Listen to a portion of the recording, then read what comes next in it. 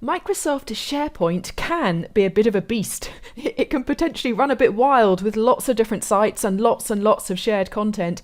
And so that makes it important for us to be able to discover the content that is already out there. Now, since this is an end user overview, I'm assuming that your organization has already got content on SharePoint. And now you need to try and find what you need. Because maybe you're new to the organization, or maybe your team doesn't yet really use SharePoint. And so when somebody from another team says to you, oh yes, that document we're talking about is on the SharePoint. And you might be thinking, okay, am I supposed to know what that is? Am I supposed to know what to do now? For many people, our first introduction to using SharePoint is when somebody shares a file with us that's stored in a SharePoint document library. So you can see here I'm logged in as one of my demo characters called Miriam. So this is Miriam's inbox, and you can see that she's got this automatically generated notification here, this email from SharePoint Online, which is just telling her that I have shared a file with her. So of course, if she wanted to go and look at that file on the SharePoint, then she can just open that and follow the link and get there. So that quite often is going to be most people's first way in when you are new to SharePoint.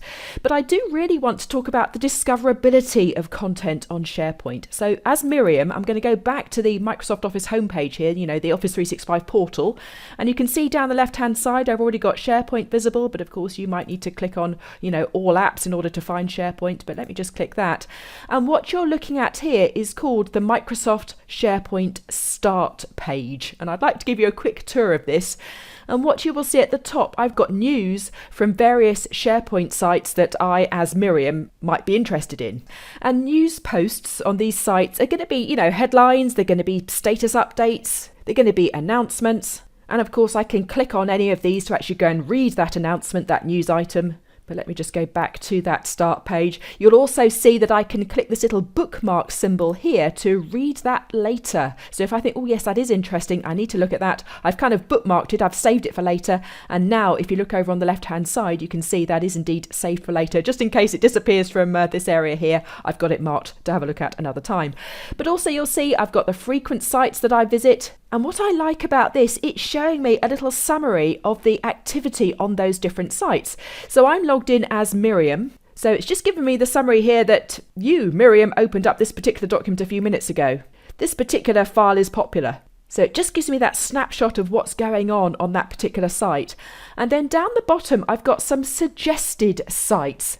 And this is where some really good discoverability comes in, because these are sites that Microsoft SharePoint has detected are useful for people that you work with. So due to the Microsoft magic behind the scenes, it knows who you interact with, it knows what those other people are working on, it's suggesting that you might also be interested in these particular sites. So these will intelligently appear based on what you do and what the people around you are doing.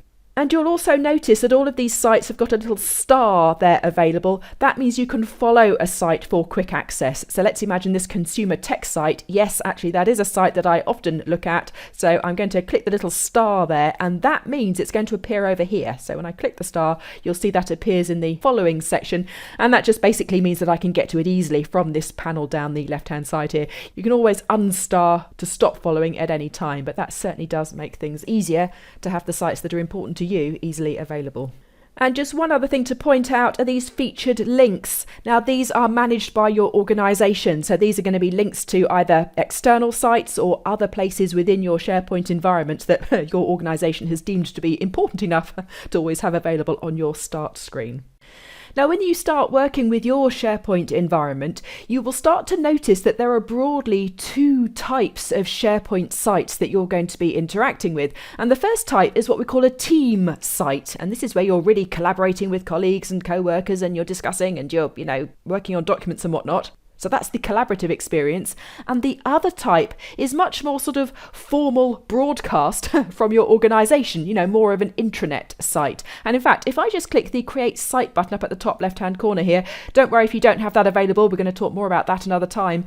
But this does give quite a good description of the two types of sites that you can create or that can be created within your SharePoint environment. So a team site is very much a site where you collaborate either within your team or within a particular project team or whatever. That's the collaborative one. That's where probably all of the team members are going to be contributing and whatnot.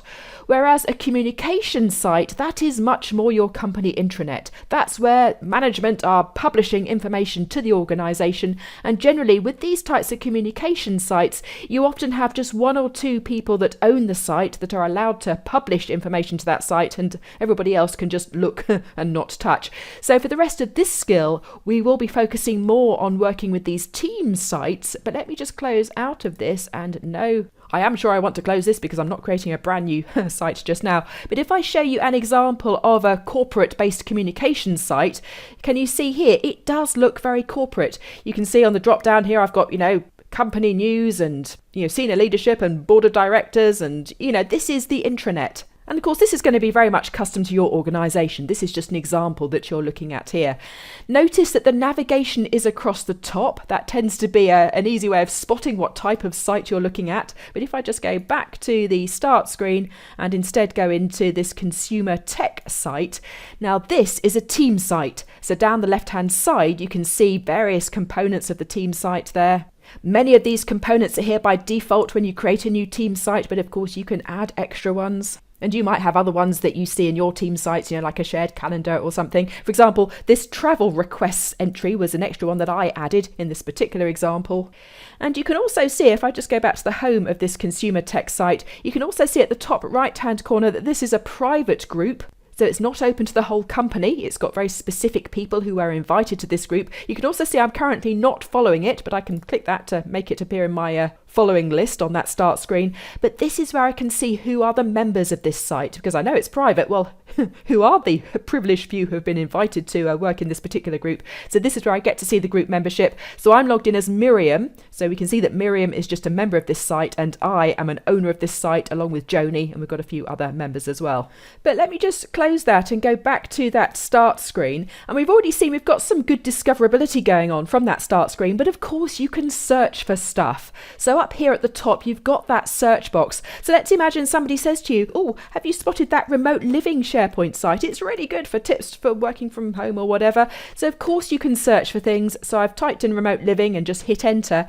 And this is searching my whole SharePoint environment, because don't forget, when you click in the search box, it's going to start off by searching the particular app that you're in, and we're in SharePoint. And you can see I can narrow down that search if it's particular files, or in this case, sites that I'm looking for. Sure enough, there's the remote living site. And when I click that, what you will see is it does look really quite similar, doesn't it, to that consumer tech site that we went to a second ago.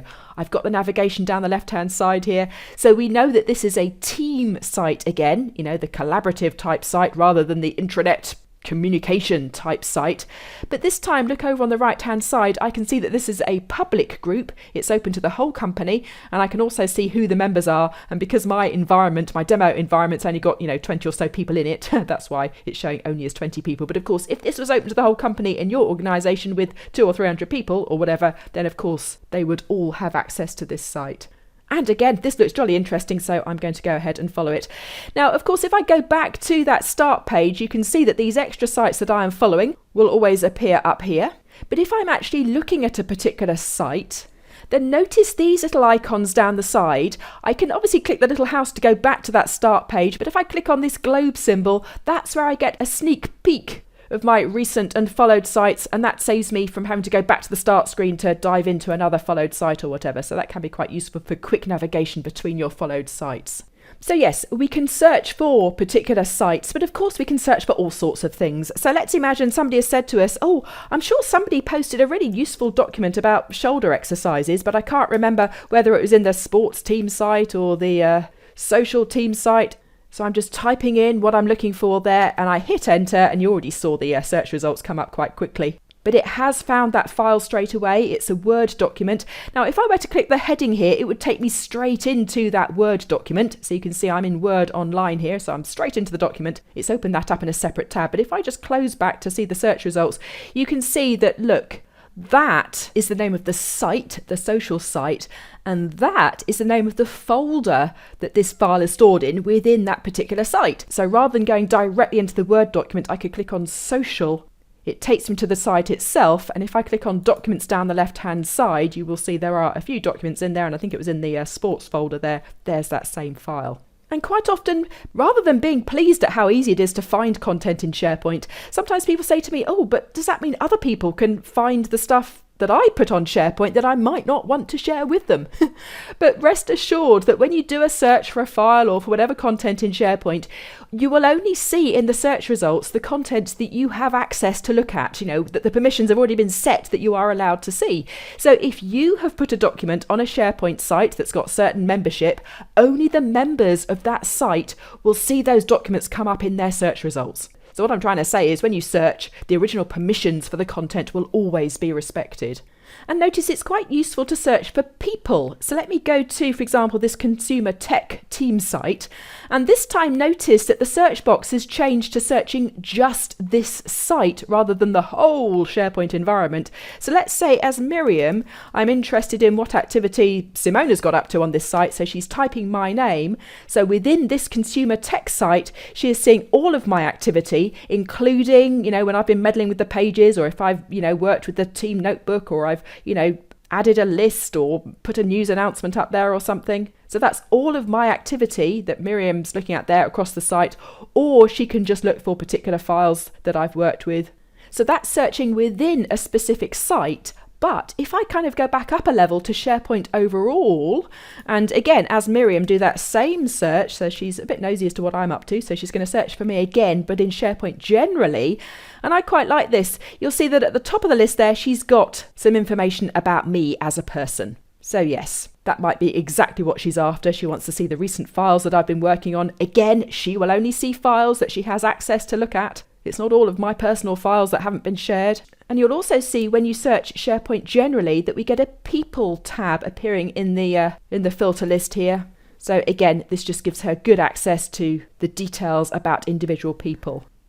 Contact information and the about me stuff that I might have put in my profile, and how I relate in the organisation, what files, and also this is quite interesting, the LinkedIn profile. And sure enough, when I changed one of the demo characters to my name in this demo environment, it has actually identified me as a real person on LinkedIn. So it has actually made a connection there to my real LinkedIn profile. But it's a really good way of discovering new content based on the people around you and the people that you work with. So now you've got a good feel for finding your way around SharePoint and discovering the content that you need. In the next video, we'll take a look at actually participating in the collaborative content creation experience that SharePoint facilitates by seeing how we can contribute to a team site. Thanks for watching. Subscribe here to get the latest from CBT Nuggets. Oh, and also, if you're new to IT or are interested in an IT career, visit cbtnuggets.com and sign up for a free, yes, free, a free trial.